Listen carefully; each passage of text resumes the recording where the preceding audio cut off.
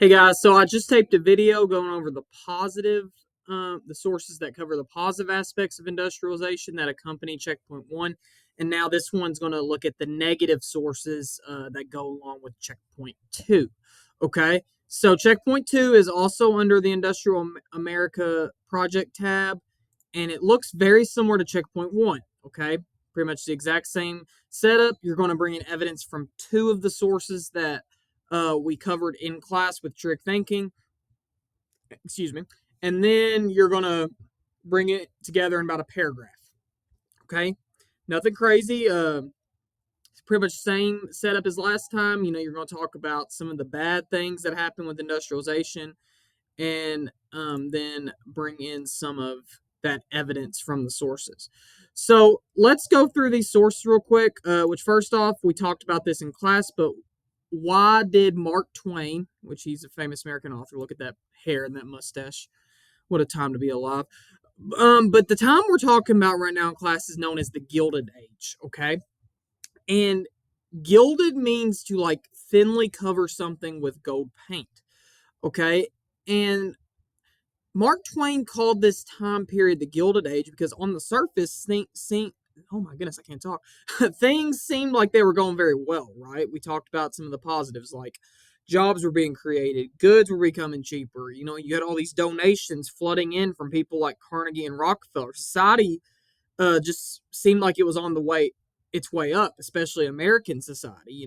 America's like the kind of position in itself as like the most industrialized nation in the entire world at this point. Okay. But Mark Twain called this the Gilded Age because on the surface everything seemed great, but then when you started to dig deep and look at the conditions in these factories and kind of the behind the scenes stuff that accompanied industrialization, people realized that we had a lot of problems within society. And these sources that we went over, source A, B, C, and D, really exposed a lot of those issues. So we'll skip that. First off, source A, the jungle, the rat, Remy, pretty much says it all, right?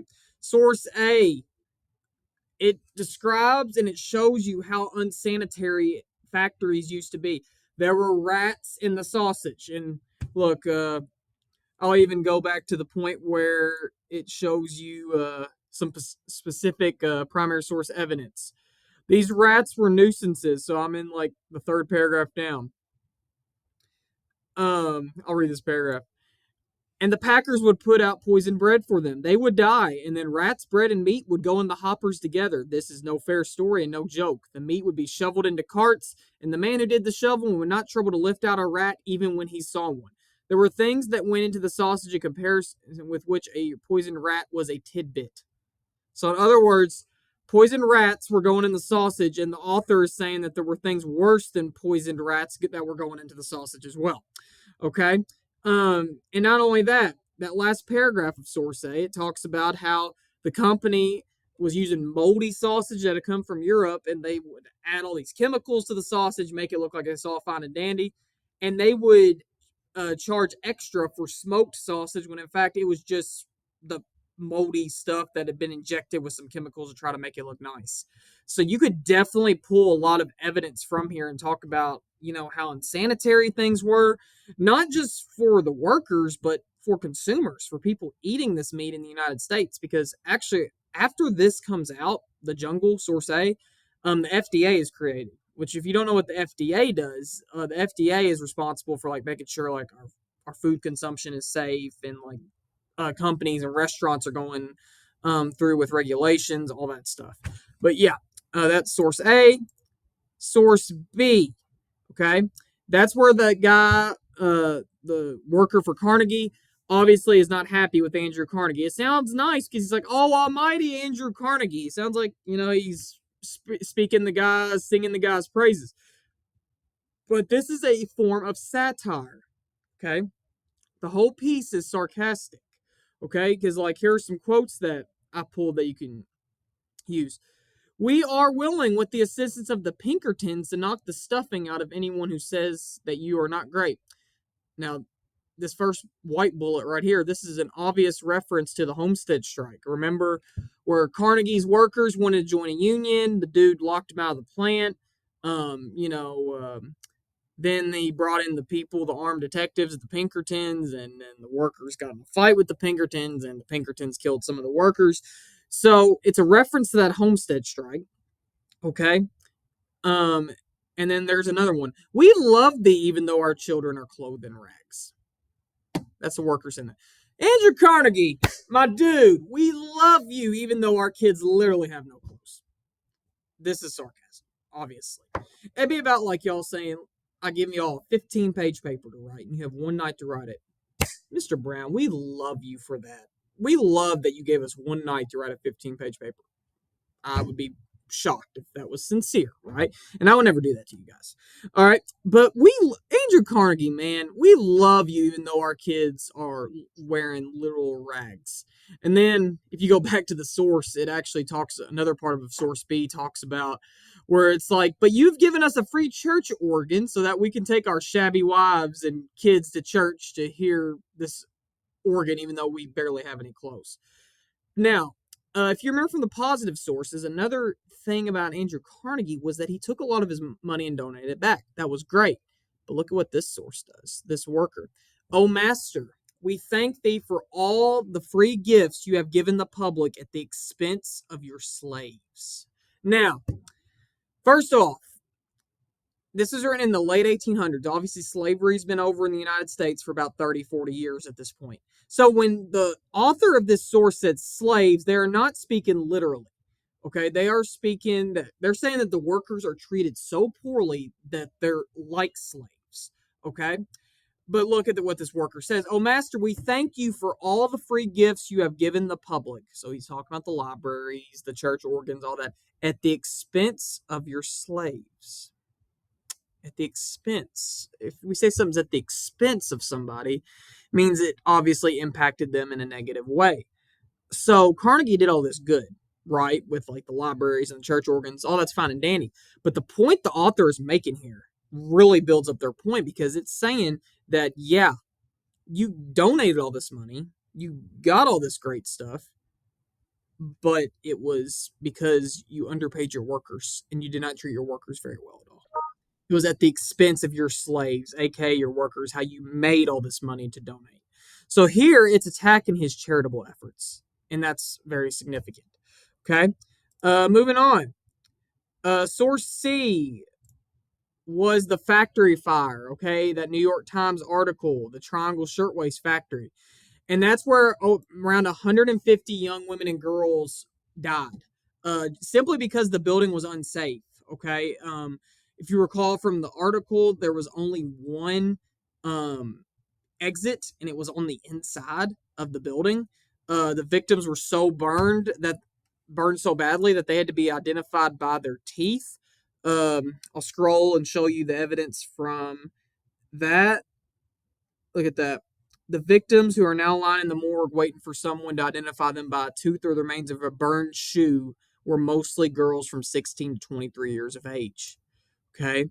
And then another thing, so that shows how terrible this was, but the main takeaway from this is that the reason why this was so bad is there's no work safety regulations at all at this point in United States history. They only had one fire escape in the building, and it's an interior fire escape. So remember, whenever we talked about this in class, it's like the classroom is like the floor, okay, like the factory floor, okay. The only fire escape was like in the middle of the room, and in this case, this fire breaks out with one of the machines, whatever, and it cuts off that exit.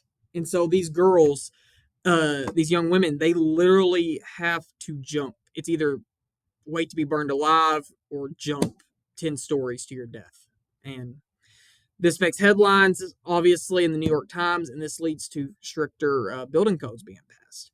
But this is definitely a negative aspect of industrialization. This shows you just how unsafe these factories were and how workplace regulations, like with OSHA and other agencies that we know of today, non-existent at all.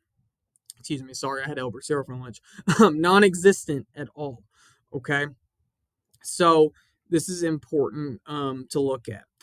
Source D. Okay, I'm gonna hop back to some primary source evidence in the document here in a second. And again, this is all in checkpoint 2. If you click this blue link, it takes you to the sources. You have to bring in evidence from 2 of the sources as you write your paragraph. Okay. Now, says in the chapter, The Rise of the Standard Oil Company, Tarbell describes how John D. Rockefeller joined forces with some partners, bringing Standard Oil together with other businesses to form a trust called the South Improvement Company. At the time, Standard Oil was the largest business in Cleveland, which was the center of the oil business in the United States. So this source, okay, is all about Rockefeller and how he built up his monopoly. Remember, at one point, Rockefeller controlled 90% of the oil in the United States. And Source D is all about showing how this railroad company was offering discounted prices to the Standard Oil and companies that joined Rockefeller's trust, aka the South Improvement Company was the trust's name, and they were giving these discounts, okay, on the shipping to um, these companies that went in with Rockefeller because of the amount of oil that Rockefeller was bringing in. Okay, now how is this? Why is this going to negatively impact the competition? Well, think about it. I'm trying to compete against Rockefeller. Rockefeller's getting this sweet deal on shipping, his oil on the railroads. He's not going to have as high as expenses as me. Therefore, he's going to be able to charge less. Customers are going to buy his oil and not mine. And boom, I'm out of business. And Rockefeller, what's interesting about this is that it describes what Rockefeller did. Okay, once this started to work, once he got this sweetheart deal from the railroad, is what I call it. Mr. Rockefeller now went one by one and explained the new trust. You see, he told them, this scheme is bound to work. It means an absolute control by us of the oil industry. There is no chance for anyone outside. So he's telling all these other oil companies, like, listen, this is not going to turn out well for you. But we're going to give everybody a chance to come on in the company. You are to turn over your refinery to my appraisers, and I will give you Standard Oil Company stock or cash, as you prefer, for the value we put upon it. I advise you to take the stock. It will be for your good. Almost condescending, this last sentence. He's almost speaking to them like they're children. He's like, I advise you to do this. It'll be for your own good. But basically, he's kind of being like, you can't beat me, so you might as well join me, because I am going to beat you. Because I'm getting this deal from the railroad company with the discounted prices on shipping, I will beat you. So you better get in with the Standard Oil Company or else go under and you don't get any money. Okay? So this is all describing, one thing you can talk about here is how, it's describing, it's a negative aspect of industrialization because it's showing you some of the monopolistic practices that companies pursued during this time. Okay, it's showing you some of the ways that, you know, um, like companies like the Standard Oil Company took control of industries. Not exactly the most ethical way. Maybe it was just good business, or, just putting out his competitors like this. Maybe it was being a ruthless businessman. Who knows? It's your opinion. But either way, it definitely shows how this picture kind of shows it all, doesn't it? It shows you how Standard Oil is taking over the entire industry. Because you got to think about it like this too. Why is it a problem if Rockefeller can charge whatever he wants for his oil? Well, what in our country runs on oil? Literally everything. The machines, the trains, a few cars that have came out at this time, everything. Okay. So this is definitely showing a negative aspect of industrialization as well, because it shows you how oil prices were going to get out of control and the methods that he had used. All right, so again, here are the sources, okay? And this is where you'll answer, just like you did for checkpoint 1. Give me one good paragraph, okay? And just bring in, you could say, industrialization negatively impacted the United States because of the poor working conditions at factories. You could talk about the source C, the Triangle Shirtwaist Factory, how it wasn't really safe. You could talk about, being unsanitary. You could, and then for the next part, you could talk about, well, some people say that industrialization was good because yada yada yada. Carnegie donated his money. Source B shows you how it came at the expense of him mistreating his workers, underpaying his workers. So this one's up to you. Okay, just bring in evidence from 2 out of the 4 sources and put it all together, and then I'll give you feedback on it. Let me know if you have questions. Have a good one.